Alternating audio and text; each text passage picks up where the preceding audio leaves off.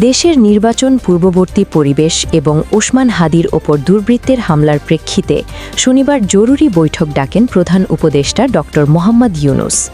যমুনায় প্রধান উপদেষ্টার সাথে জরুরি বৈঠকে উপস্থিত ছিলেন দেশের ৩ রাজনৈতিক দলের প্রতিনিধি।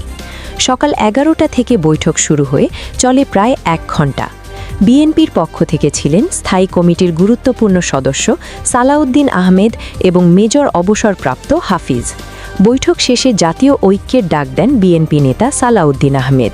এ সময় তিনি বলেন, ওসমান হাদির ওপর হামলা বাংলাদেশের ওপর হামলা। এটিকে বিচ্ছিন্ন ঘটনা মনে করি না। রাজনৈতিক বিতর্ক হবে, তবে ওই পর্যায়ে বিতর্ক করব না যাতে ঐক্য বিনষ্ট হয়। আমাদের চেতনা জুলাই।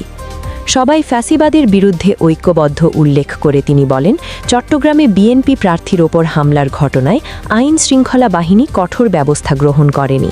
তখন যদি যথাযথ ব্যবস্থা নিত তাহলে এ ধরনের ঘটনা ঘটত না। প্রধান উপদেষ্টাকে আহ্বান জানিয়েছি যেন ব্যবস্থা নেয়। যৌথ বিবৃতি দিতে বলেছেন সিএ।